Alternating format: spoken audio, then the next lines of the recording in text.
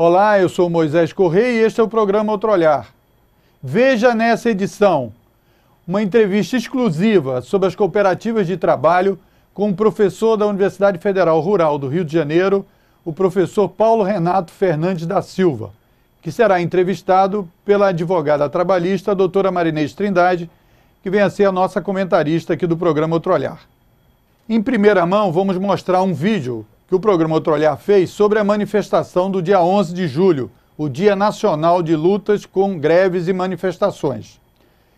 Para encerrar o programa, nós vamos fazer uma entrevista com o doutor Francisco Pedra, médico, sanitarista e do trabalho da Fiocruz, que vai falar sobre o Observatório da Saúde do Trabalhador. Nos aguarde, voltamos já.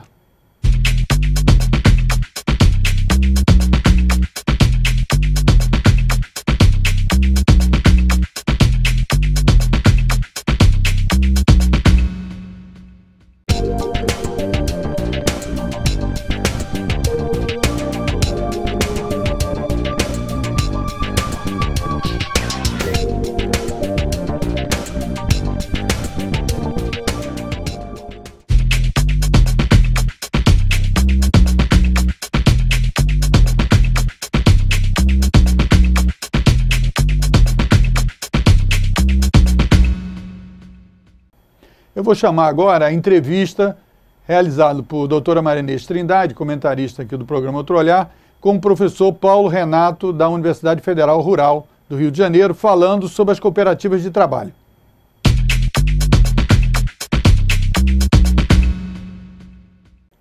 Olá, hoje estamos aqui no programa Outro Olhar, trazendo a presença de uma pessoa muito querida para nós no mundo do trabalho, que é o professor Paulo Renato Fernandes da Silva. Nós queremos aqui apresentar o currículo do professor. O professor é graduado em Ciências Jurídicas pela PUC do Rio de Janeiro, é mestre em Direito Empresarial pela Universidade Cândido Mendes e atualmente é professor assistente do Departamento de Ciências Jurídicas da Universidade Federal Rural do Rio de Janeiro. E o professor também está nos brindando hoje, nos apresentando a segunda edição do seu livro, que a gente também quer compartilhar com vocês, Cooperativas de Trabalho, Terceirização de Serviços e Direito do Trabalho. E esse tema é muito novidadeiro, não é? Nós estamos aí agora no dia 19 de julho, completando um ano da edição da nova Lei de Cooperativas. Professor, primeiro vamos pensar aí nos nossos telespectadores, o que é o cooperativismo de trabalho? De verdade, o que é o cooperativismo de trabalho? Então, o cooperativismo de trabalho é uma modalidade de cooperativismo, né? Na verdade, o cooperativismo é um fenômeno social, jurídico, econômico, que surgiu com a finalidade de propiciar trabalho digno para os trabalhadores que estão fora do mercado de trabalho formal. Ele representa uma alternativa muito importante de acesso ao trabalho, essa ideia de trabalho com dignidade, fora dos liames, dos padrões da CLT. Né? Agora, eu só sugeriria a você o seguinte, para os nossos telespectadores, assim, qual é a diferença básica, só para eles entenderem, quando a gente fala numa cooperativa de trabalho e quando a gente fala numa pessoa que é empregado de uma empresa, qual é a diferença básica?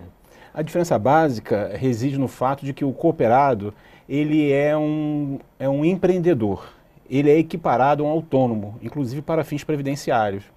Então, na verdade, o cooperado, ele se junta a outros cooperados, né, e forma uma pessoa jurídica, que é a cooperativa, que tem a finalidade de buscar no mercado de trabalho oportunidades de labor, de serviços para os cooperados.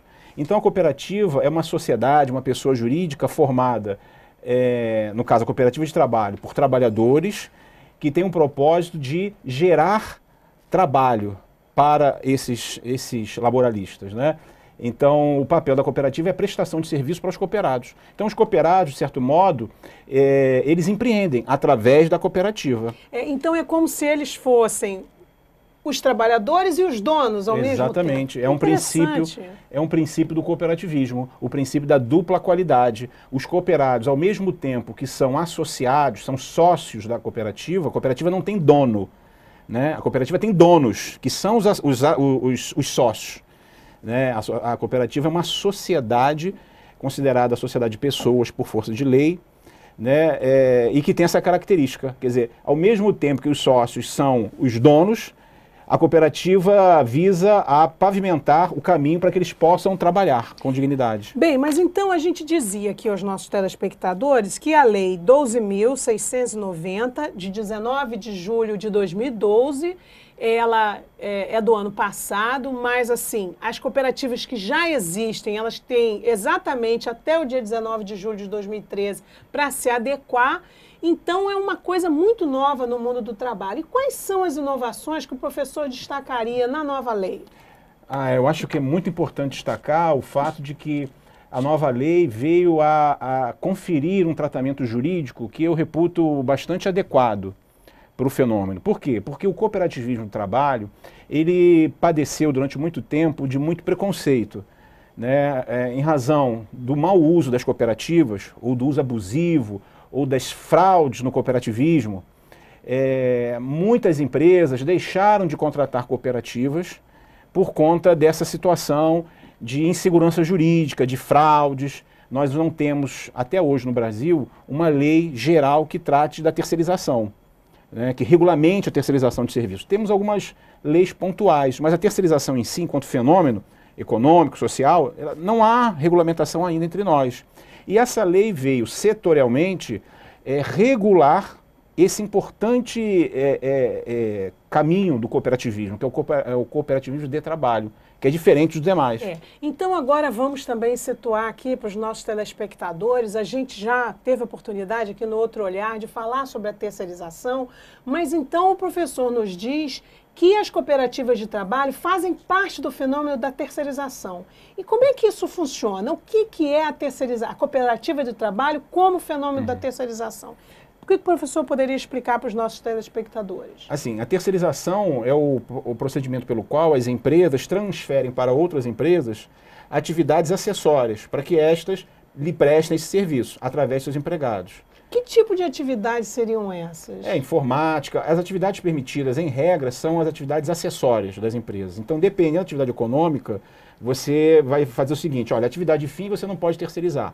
Mas o que é atividade lateral, de suporte ao atingimento da atividade fim, pode. Então, assim, conservação normalmente pode, informática, os serviços de serviços de café, de cópias, enfim, isso tudo pode ser objeto... Poderia ser terceirizado. Pode ser terceirizado. Então, pelo que a gente está podendo compreender, o professor, ele vê com bastante bons olhos a nova lei e destaca como inovação, porque essa nova lei possibilitaria que as cooperativas pudessem participar dessa terceirização, o que até então, na verdade, não eram cooperativas. Mas por que a lei garante isso? Por que você vê isso? Que a lei possibilitaria essa ampliação da cooperativa de verdade na terceirização? Bom, aí é muito importante dizer que a nova lei, ela fez uma separação muito importante para nós, qual seja, ela distinguiu a terceirização de serviço, que é o caso da lei, que é uma terceirização lícita, da chamada intermediação de mão de obra, ou locação de mão de obra. A locação, o aluguel de trabalhadores é, em regra, ilegal. Ilegal. Mais que ilegal, é inconstitucional. Inconstitucional. Porque viola o princípio da dignidade humana. Né? Então, você alugar um ser humano é vedado pela nossa ordem jurídica. O ser humano não é passível de aluguel, eu até brinco, desde a Lei Áurea. Né? É verdade. Você não pode mais alugar o ser humano. Então, a lei fez essa distinção. Ela proibiu que as cooperativas tivessem ou tenham por objeto social a intermediação de mão de obra. Isso já é um ganho importante. Por outro lado, ela regulamentou o cooperativismo de serviços, as cooperativas de prestação de serviços. Então, qualquer empresa hoje pode contratar uma cooperativa a fim de que esta, através de seus cooperados, lhe preste serviços de informática, todos esses que falamos que podem ser objetos desse contrato. E mais, a lei estendeu aos cooperados alguns direitos trabalhistas análogos aos direitos trabalhistas dos empregados. né? Então, hoje o cooperado desse segmento, através da Lei 12.690, ele tem direito, por exemplo, a repouso semanal remunerado, que é um direito típico do trabalhador empregado. Trabalhador empregado. O repouso anual remunerado, que são as férias. O direito ao salário mínimo, inclusive ao salário, observando o piso da categoria da empresa tomadora de serviços. Né? Porque a cooperativa funciona assim, você tem uma empresa, contrata a cooperativa para lhe prestar serviço. E os cooperados da cooperativa, então, é que efetivamente vão prestar serviço ao tomador. Exatamente, que vão realizar esse serviço. Então, assim, eu acho que tá sendo interessante a gente localizar isso para entender o seguinte, as pessoas, elas se reúnem em torno de uma determinada atividade que elas vão desenvolver, que o professor está citando aqui uma área que realmente no mundo hoje do trabalho tem um approach muito grande, que é a informática. Então, por exemplo, um grupo de jovens, eles podem se reunir e eles vão se organizar nessa cooperativa e eles vão oferecer para as empresas os serviços que eles puderem realizar. E eles é que vão dizer quem vai, quando que vai, como é que vai ser feito e tal. Mas o professor aponta que pela nova lei já ficou garantido que eles teriam esses direitos. Seria isso? Esses e outros, como por exemplo, a jornada diária máxima de 8 horas, jornada semanal de 44 horas, com a possibilidade de compensação de horário. A nova lei prevê também, é importante, a possibilidade de adoção do regime de escala, por exemplo, 12/36, os cooperados trabalharem nesse sistema. Então, seria correto, professor, a gente pensar que a nova lei se preocupou em regular também a forma de execução desse trabalho, procurando proteger, procurando ter um garantismo também em condições humanas, condições de dignidade, não é? A nova lei seguiu uma tendência do direito italiano e que paulatinamente vem se desenvolvendo aqui no Brasil, de procurar a dignificação do trabalho humano.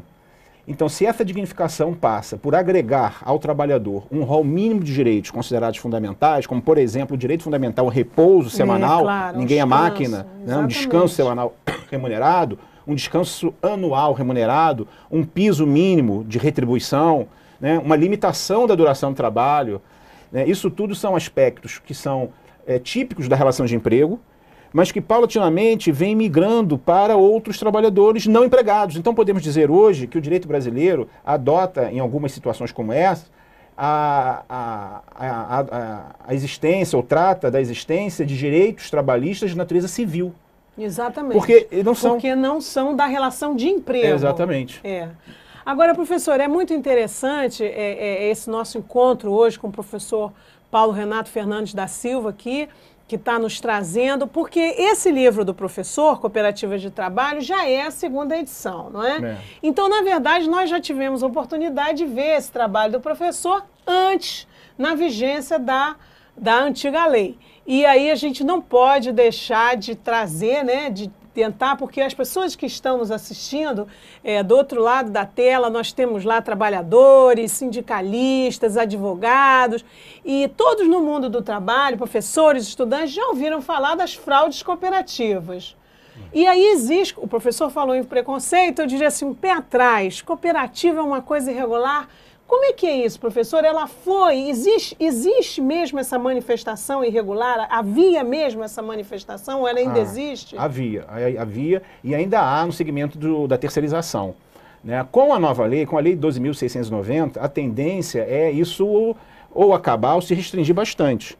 Porque o que a lei faz? Ao atribuir direitos de natureza trabalhista, civis, aos cooperados, direitos esses que são obrigatórios, a lei está afastando a possibilidade da utilização da cooperativa, da sociedade cooperativa, como uma forma de precarização do trabalho. Exatamente. Porque a terceirização em si, ela tem um problema de adaptação com o próprio direito do trabalho por isso. Porque o direito do trabalho nasceu para estabelecer a relação, regular a relação direta entre empresa e trabalhador, empregador e empregado. Né? A terceirização cria um terceiro, exatamente, que é a empresa que presta o serviço. É um estranho. Então, de certo modo, alguém passa a ganhar dinheiro intermediando ou angulizando, trilateralizando, uma relação trilateral, o trabalho humano. Por isso que a terceirização, ontologicamente, tem alguma coisa de diferente. O direito do trabalho suspeita da terceirização, olha com restrições. Eu penso que aqui no nosso programa já houve uma oportunidade que nós fizemos um comentário grande sobre essa questão da terceirização, que é um assunto assim bastante explosivo no mundo do trabalho, né? E então o professor tá colocando para nós que, e assim, de fato a gente observa isso, que a terceirização, ela em si, ela é um fenômeno do mundo da economia, não é?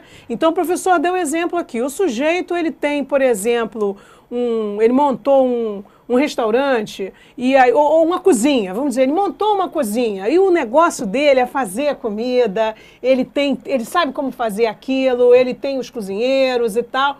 Mas a partir do momento que ele passa a entregar, ele sente a necessidade de lidar com alguém que vai fazer o transporte. E aí ele já não entende de carros, ele não tem esse esquema e tal. Então, estou dando um exemplo, né, para os nossos telespectadores. Então, assim, as pessoas que lidam honradamente, honestamente com o trabalho, aí elas falam, sim, aí eu preciso terceirizar. Eu posso ligar para essa pessoa e dizer, olha, eu estou com o meu negócio de entregas de refeição aqui e tal. Mas, na verdade, a terceirização vinha sendo usada como uma maneira de evitar o cumprimento das leis trabalhistas? Seria isso, professor? Seria isso. Seria uma forma de lisão, de lidir a aplicação das leis trabalhistas. Então você tinha, através da terceirização por cooperativas, a possibilidade de ter na sua empresa trabalhadores prestando serviços para a mesma, né?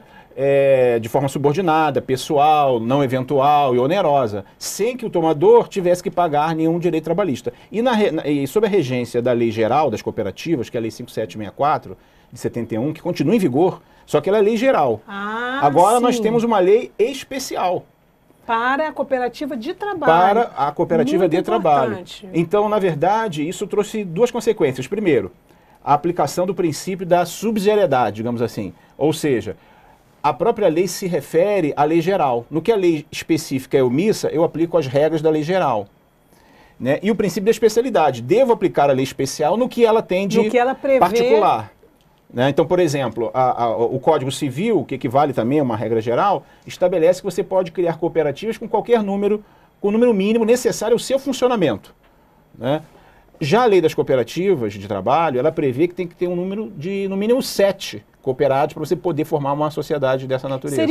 Seria uma forma de cooperativa mais simples? Seria isso? Bem mais simples, sem dúvida. Sim. Então também o legislador teve a preocupação até de incentivar a formação dessas cooperativas. Exatamente. A preocupação bastante grande foi exatamente essa, de desburocratizar e, ao mesmo tempo, conferir segurança jurídica a quem quiser contratar uma cooperativa idônea, honesta, correta, que observe a lei. Então isso hoje está garantido. A empresa que quiser lançar mão de uma terceirização via sociedade cooperativa de trabalho, tem na lei um argumento forte, um elemento forte para agir com segurança jurídica. E aí, então, agora a gente também se dirigindo a esses empreendedores que também assistem ao nosso programa, eles têm seus negócios e eles podem, nesse momento, saber que se utilizando dessa nova forma de cooperativa de trabalho, a própria cooperativa tem que honrar esses direitos, que são direitos, essa proteção com relação ao repouso, com relação à escala, à jornada, e aí, então, ele não estaria sujeito a ter que suportar isso. Seria isso, professor? Seria isso, né? O que você está colocando é a chamada responsabilidade subsidiária, né, do tomador de serviços. A nova lei, ela trouxe um aspecto interessante, que é o seguinte, ela prevê que a responsabilidade do tomador de serviços, da cooperativa, da empresa que toma o serviço da cooperativa, que contrata a cooperativa, ela é solidária. No caso das cooperativas de trabalho, de prestação de serviços. Ela é solidária, por um lado. Por outro lado, então, ela ampliou a base de proteção ao trabalhador. Por outro lado, as empresas que quiserem contratar cooperativas de trabalho têm na nova lei um porto seguro. Por quê? Porque se o tomador, fiscalizando a contratação, verificar que a cooperativa cumpre corretamente a lei, ele, em tese, não terá nenhum problema, porque ela funcionará como verdadeira cooperativa e não como uma empresa travestida de cooperativa. Exatamente. Né? Aquilo que lá em alguns países europeus eles chamam de contratação à brasileira, ou seja, a contratação via fraude. afastando ilegalmente a CLT, os direitos trabalhistas. A nova lei não. E mais, a nova lei também traz um aspecto muito importante. Ela referenda esse aspecto. A terceirização que nós falamos é a terceirização ligada ao direito do trabalho. Agora, existe uma terceirização que nós chamamos no livro de terceirização empresarial. Ou seja, a terceirização em que não há o envio de trabalhadores da cooperativa para o tomador de serviço. Né? Então, por causa do serviço à distância, professor? Não, em razão da peculiaridade do serviço mesmo. Você há pouco falou, deu um exemplo muito interessante. O empreendedor, ele produz lá comida e tem um problema de distribuição da sua comida, da alimentação. Então ele precisa contratar alguém. Ao contratar alguém, estaremos diante da terceirização?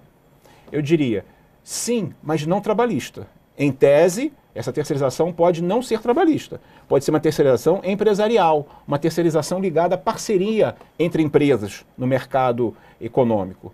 Né? Então nós temos que fazer aí o enquadramento. O que é terceirização trabalhista, né? E o que é a terceirização empresarial, em que não há sequer responsabilidade do tomador. E esse exemplo que eu dei seria uma terceirização empresarial, quando o dono de uma empresa vamos dizer assim, de uma cozinha, ele se vale de um transporte, de um serviço de transporte para fazer a sua entrega. Se o negócio dele é produção da alimentação, o negócio dele é esse. É esse.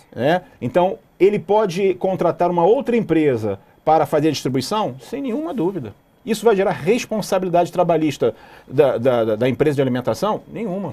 Mas eu digo, e esse serviço de transporte poderia ser uma cooperativa também? Poderia ser uma cooperativa. Poderia ser. Poderia ser. Então, na verdade, eu acho que o professor está trazendo também um aspecto muito importante, que é essa coisa de que essa responsabilidade solidária vai fazer com que a pessoa que contrate a cooperativa procure observar, acompanhar, fiscalizar, porque ele de antemão vai saber que a cooperativa vai ter que estar cumprindo aqueles requisitos que a lei prevê, não é? Exatamente. E então, assim, a visão que o professor nos traz, a sua impressão é de que isso estaria possibilitando uma ampliação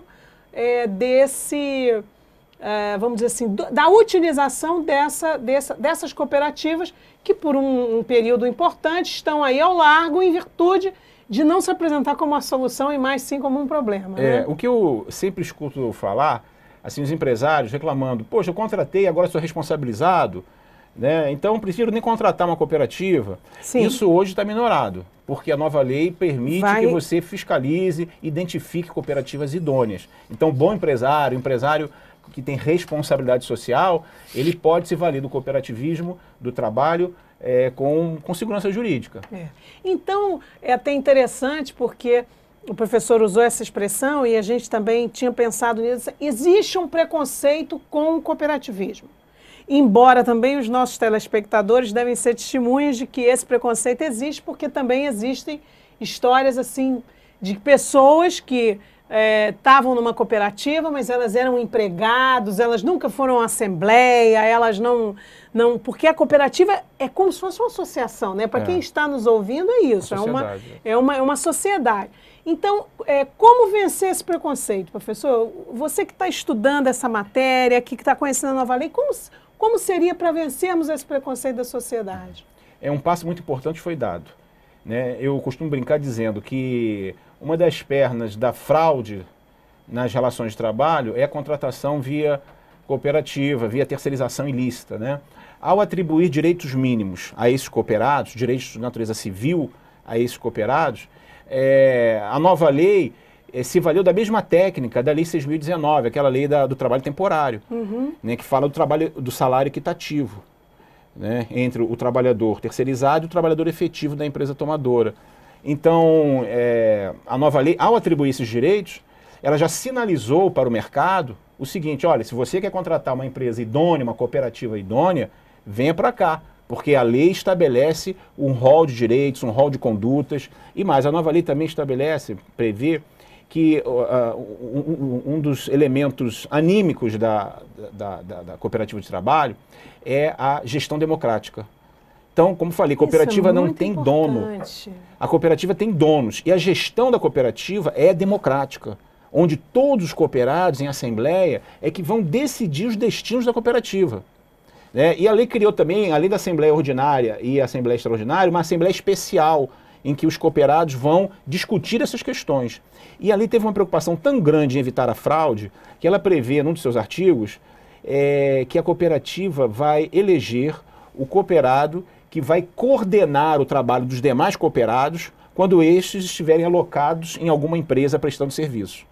E esse cooperado coordenador tem mandato de no mínimo um ano, de no máximo um ano, aliás, para exercer essa atividade. Então, com isso, o que se apregoa é a evitar ou a finalização daquela situação em que a empresa tomadora acaba gerindo ou coordenando, subordinando os cooperados. Quer dizer, na verdade, a lei ela deixou muito claro que a gestão e a execução desse trabalho, ele tem que ser feito a partir da cooperativa e a cooperativa assumindo isso e praticando isso. Então, afastando aquela figura do tomador de serviço, da empresa que recebe o serviço, gerindo, comandando, tendo poderes, não é? Então, o professor está enxergando a lei como um passo adiante nessas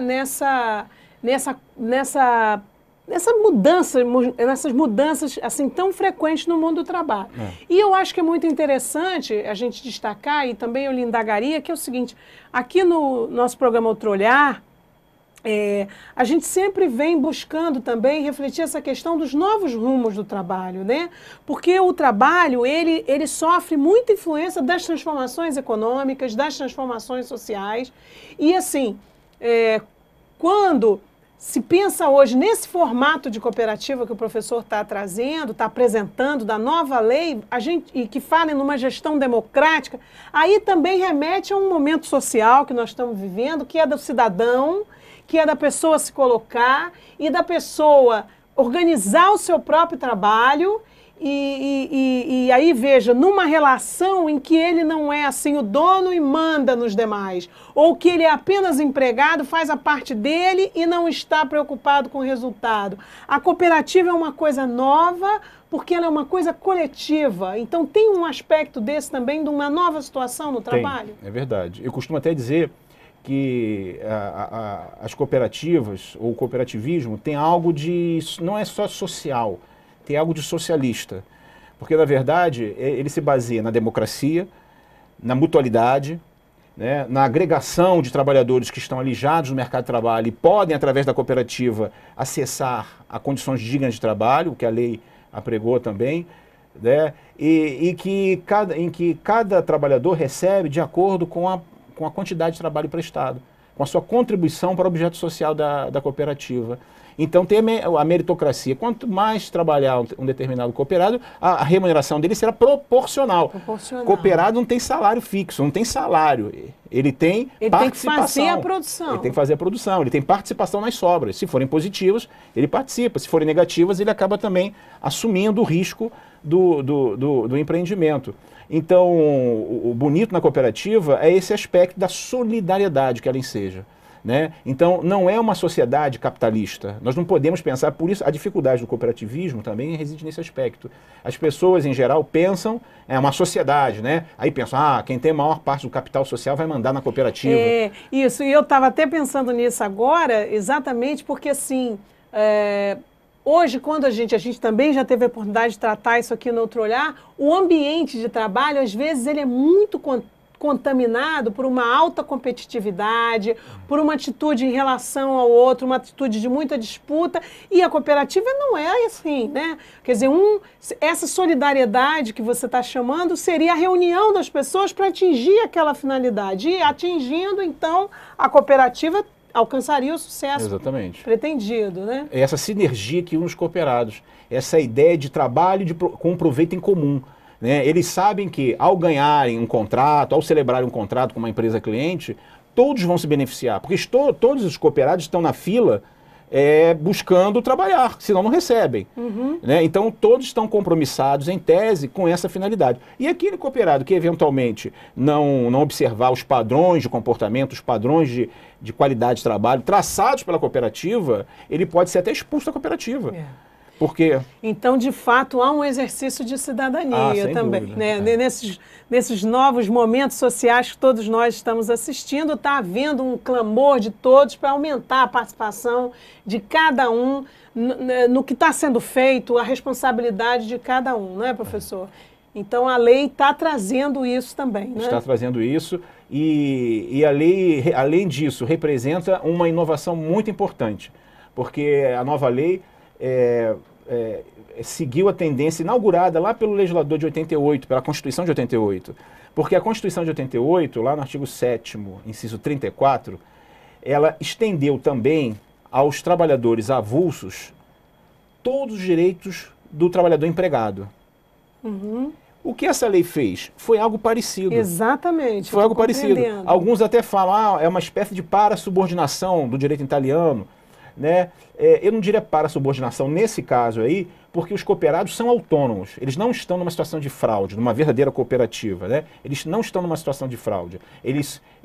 Na verdade, a cooperativa é contratada e a cooperativa presta o serviço através dos cooperados, que vão se revezando nesse trabalho, sem habitualidade, sem pessoalidade, sem subordinação. Sem subordinação, que eu acho o aspecto mais importante. Mais importante. Então, isso tudo torna a terceirização por cooperativa, hoje, um dos meios mais seguros de terceirização de serviços que existe no nosso país. E aí, então, na verdade, o legislador, ele teve o cuidado, o legislador da nova lei de cooperativa do trabalho, ele teve o cuidado de observar a Constituição para que os cooperativados pudessem ter esses mesmos patamares sociais, de direitos sociais, que a Constituição deu aos trabalhadores avulsos. Exatamente. Não é isso? Eles não têm vínculo de emprego, não são empregados, né? Mas eles são detentores de alguns direitos trabalhistas, que eu diria, mínimos, que dignificam a sua prestação laborativa.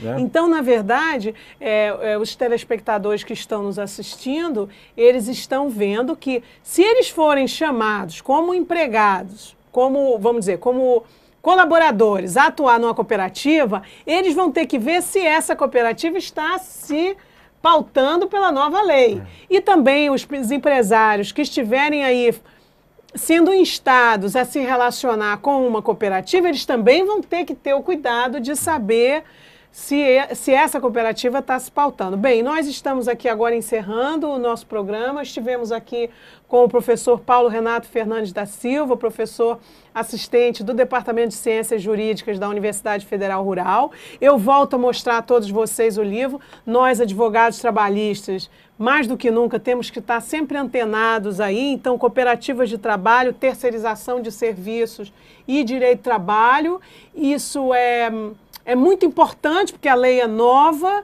e porque os novos tempos estão sempre trazendo essas necessidades, e nós também vamos deixar um convite para o professor voltar, porque são muitos assuntos. O professor Paulo Renato, a gente sabe que ele é muito dedicado, e o Outro Olhar está querendo, mais do que nunca, poder estar incrementando. Essa também é uma maneira de cidadania. É por isso que o nosso programa, que nós estamos aqui no Outro Olhar. O Outro Olhar, ele busca fazer com que as pessoas tenham acesso a informações que possam fazer com que elas possam atuar de uma maneira mais participativa, influenciando mais nos seus próprios direitos e na sociedade como um todo. Muito obrigado pela sua presença. Obrigado. Professor. Volte sempre.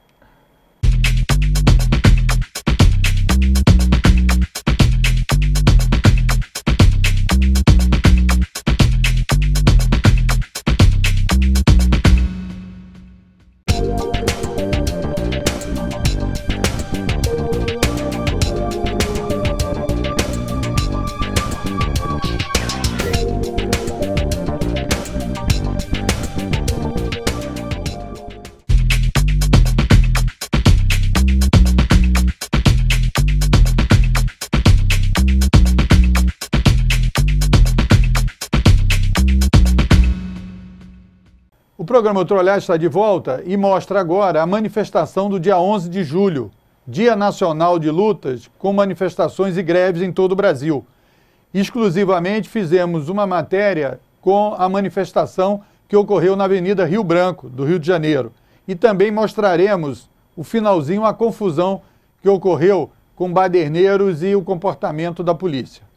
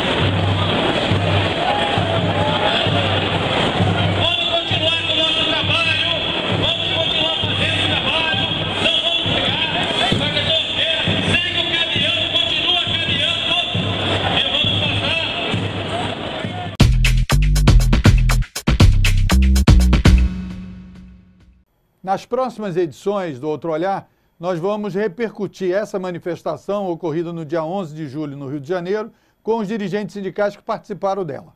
Aguarde, o Outro Olhar volta já.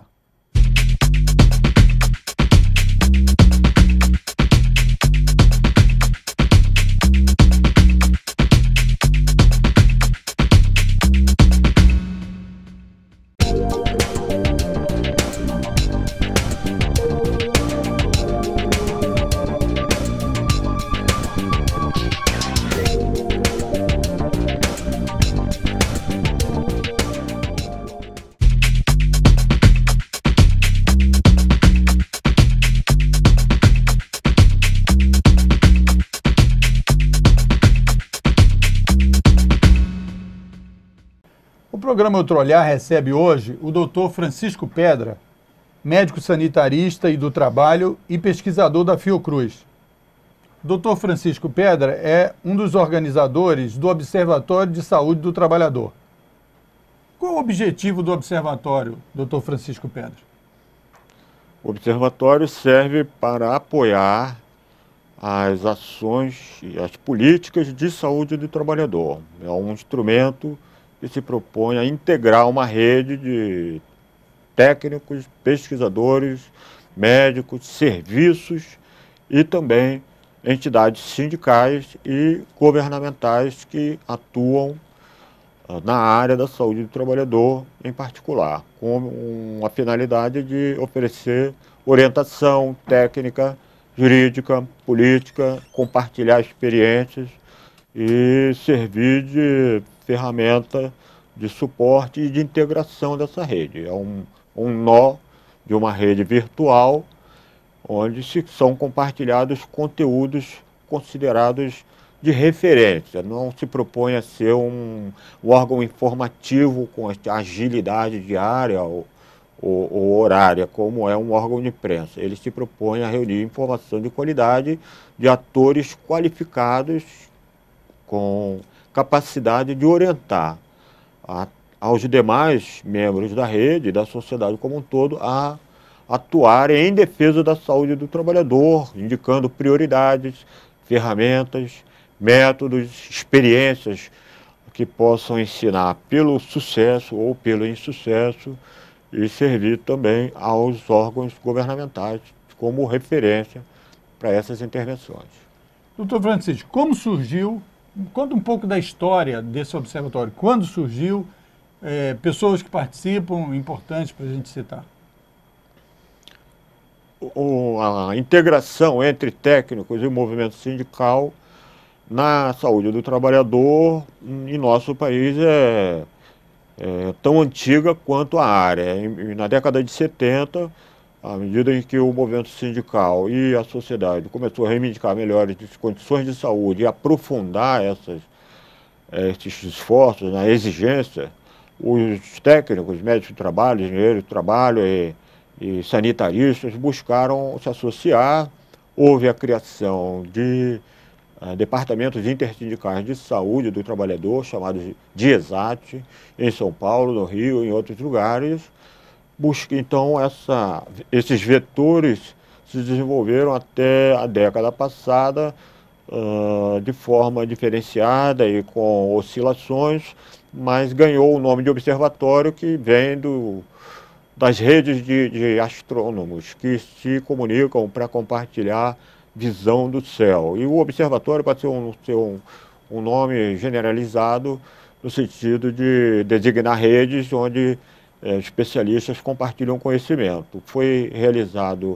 Foram realizados 2 seminários, o segundo foi realizado em Salvador em 2003, reunindo profissionais da América Latina como um todo e representantes do movimento sindical. Houve uma criação de um observatório do Ministério da Saúde em convênio com a Organização Pan-Americana de Saúde. Também foi constituído um site que foi mantido por vários anos, até que ele adquiriu uma característica estática. Ele parou de ser abastecido de informação, de atualização, mas não tinha essa característica como nós estamos explicando aqui, de integração com os atores presentes na luta cotidiana pela defesa da saúde do trabalhador, que foi o nosso esforço. Então, em 2008, o Dr. Hermano Castro, que é o nosso atual diretor da Escola de Saúde Pública, coordenou um movimento de reunião de líderes da academia e do movimento sindical para constituir com essa visão. E foi bem sucedido, o Ministério da Saúde aportou recursos em convênio com a Fundação Oswaldo Cruz e a Escola Nacional de Saúde Pública,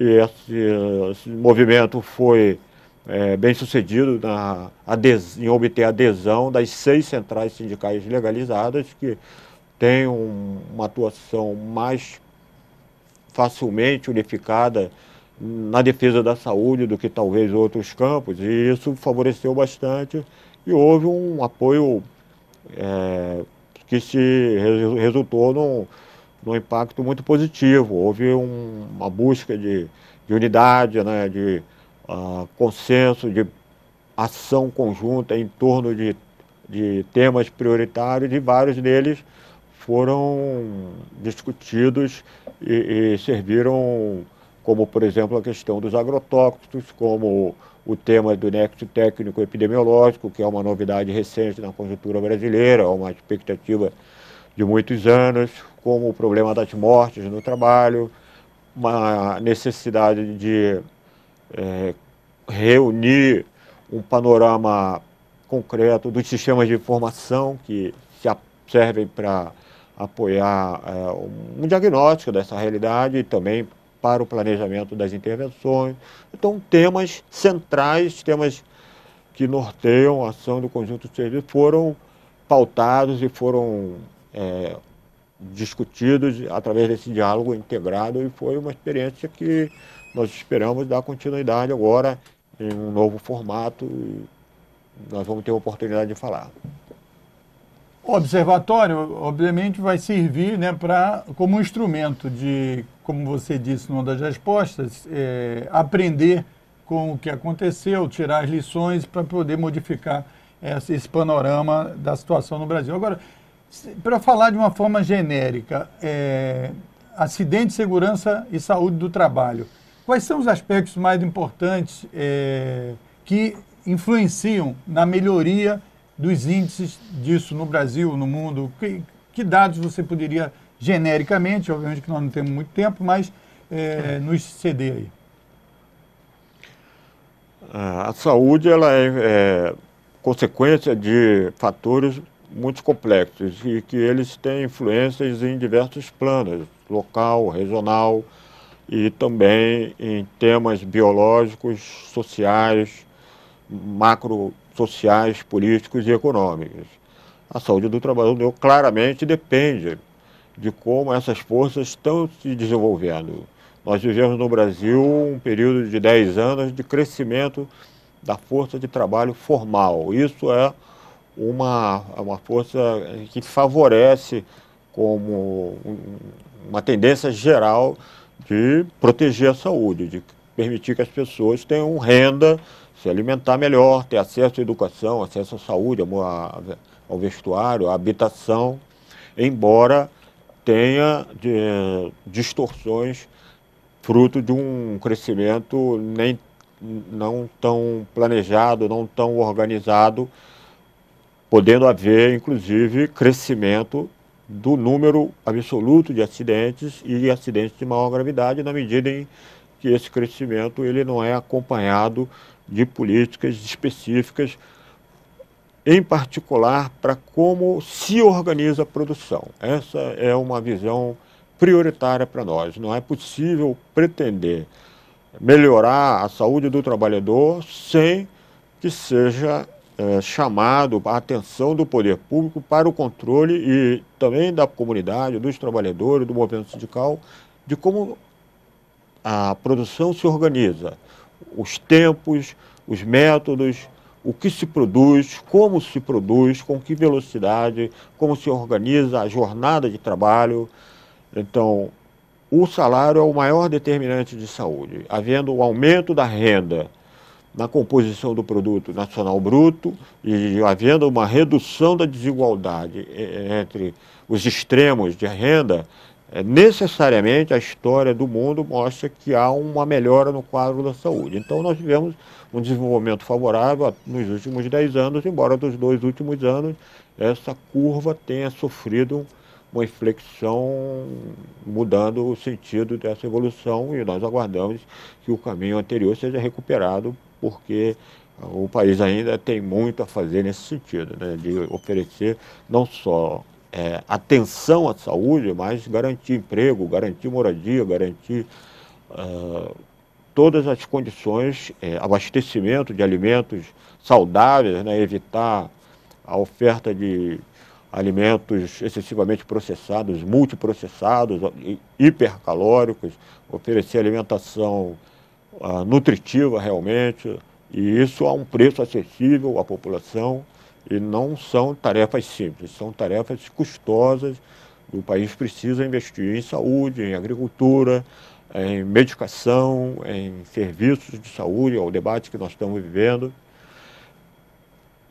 Então, um dos aspectos que o doutor levantou é essa questão da jornada. E isso me interessa fazer uma pergunta, porque as manifestações do dia 11 de junho, né, quer dizer, que ocorreu em 11 de julho em todo o Brasil, levantou o aspecto da jornada, da redução da jornada para 40 horas semanais. A gente sabe que, historicamente, os trabalhadores, o próprio 1º de maio está vinculado a isso, a luta pela jornada de 8 horas lá no final do século XIX, certo? E isso também pode trazer ganho, porque é uma polêmica com os neoliberais, puxado principalmente pela imprensa, né, no sentido que a redução da jornada não vai aumentar emprego, quer dizer, procurando desdenhar dessa solução, que na França já teria reduzido e depois teve que voltar atrás, etc.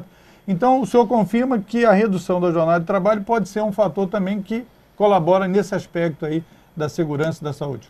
Certamente. A produtividade da economia brasileira aumentou nos últimos 15 anos ou mais, né, um ganho considerável, mas os trabalhadores não tiveram a sua cota em contrapartida. Apenas as empresas foram beneficiadas por esse aumento de produtividade. E, certamente, a extensão da jornada de trabalho é um fator determinante para a saúde do trabalhador. Quanto mais horas trabalhadas, maior o desgaste, menos ele pode cuidar da sua manutenção individual e de sua família e da classe dos trabalhadores como um todo. Então, horas do dia tomadas em transportes ineficientes, transportes centrados no modelo individualista, centrado no automóvel, e horas perdidas em jornadas dedicadas à produção e não retribuídas. Vejam que há uma grande dificuldade não só em normatizar a extensão da jornada de trabalho, que os trabalhadores pedem a redução de 44 para 40 horas. Na Europa, eles trabalham entre 33 e 35, ou no máximo 36 horas. O brasileiro é um dos povos mais produtivos do mundo, entre os 5 ou 6 primeiros mais produtivos, apesar da indolência de que é acusado. Mas ele é muito dedicado ao trabalho e se sacrifica bastante para trabalhar. E isso se implica em perda de saúde. Se ele tem uma redução nessa jornada, essa carga horária, ele investe na sua formação, em estudo, em qualificação profissional, humana, em apoio à sua família, ao cuidado com os filhos, ao cuidado com a sua moradia, com a sua qualidade de vida como um todo, né? Em atenção à saúde.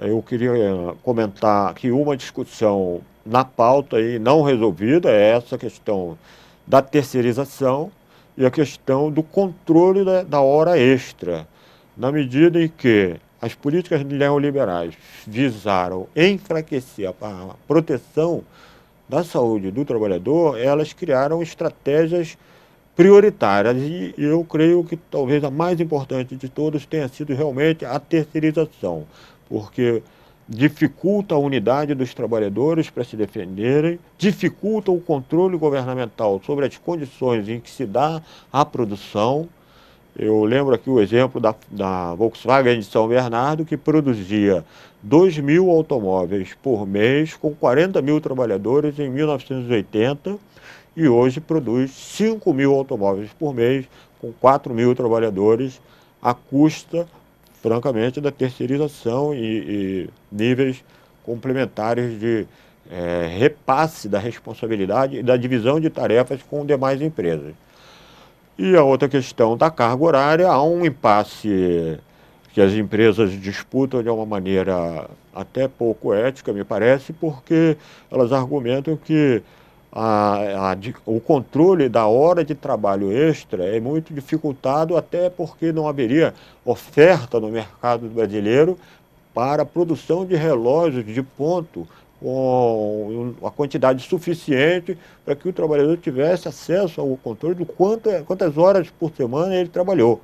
Na realidade, inúmeras categorias de motoristas, de profissionais da indústria, de serviços, trabalham sem remuneração, sob pena de desemprego. Então, como há uma população submetida a condições de trabalho muito extenuantes, muito superexploradas e ainda com a ameaça do desemprego, que ainda é importante na nossa economia, o trabalhador se submete, resiste, mas em grande parte ele produz mais do que efetivamente recebe como contrapartida. Muito importante esses outros dois aspectos que o senhor levantou, que também foram alvos da manifestação do dia 11 de julho, que é a terceirização e a questão, quer dizer, da jornada de trabalho e também do controle das horas extras. Nós estamos finalizando essa sua entrevista e eu queria que você, então, nos colocasse qual a perspectiva, então, que o Observatório, porque nós demos uma pincelada, você já está convidado para um próximo programa para a gente estender o assunto da segurança e saúde do trabalhador de uma forma mais ampla e com números. E sobre o Observatório em si, qual a perspectiva dele aqui para frente para a gente encerrar a entrevista? É um momento mais favorável para nós.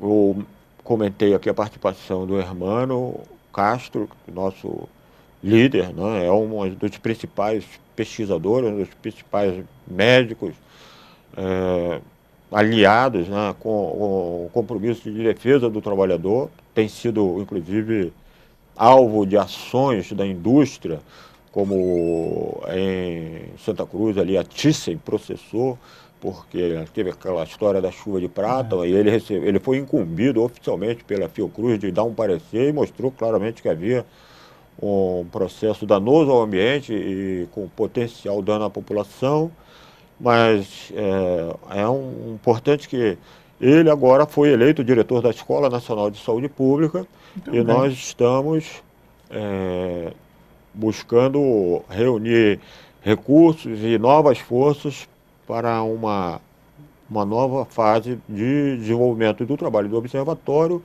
e até mais robusta, mais ampla, com uma equipe mais estruturada e tentar dar conta desses desafios que não têm sido simples, mas que vem mostrando alguns sucessos importantes, como foi o caso da poluição histórica ali em Paulínia, provocada pela BASF e pela Shell, com organoclorados, fosforados, com profundidade no solo, até o lençol freático contaminado de modo irreversível, uma população de milhares, dezenas de milhares de pessoas, de trabalhadores, e a justiça brasileira deu ganho de causa ao sindicato de uma luta de mais de 10 anos, mesmo tendo já havido perda de muitos trabalhadores mortos por doenças provocadas por essa contaminação, mas o fim da causa foi vitoriosa, uma indenização maior do que 300 milhões foi decidida pela justiça em favor dos trabalhadores, de modo que nós temos condições de fazer esse trabalho se ampliar, se capilarizar, se consolidar e buscar recursos para ele. É nosso compromisso do momento. Muito obrigado pela presença do Dr. Francisco Pedra e dizer que o nosso programa Outro Olhar aqui está, obviamente, aberto a gente trazer esse assunto de uma forma mais ampla nas próximas edições. Obrigado pela sua presença. Obrigado, uma boa tarde. Outro Olhar vai ficando por aqui. Até a próxima edição. Tchau.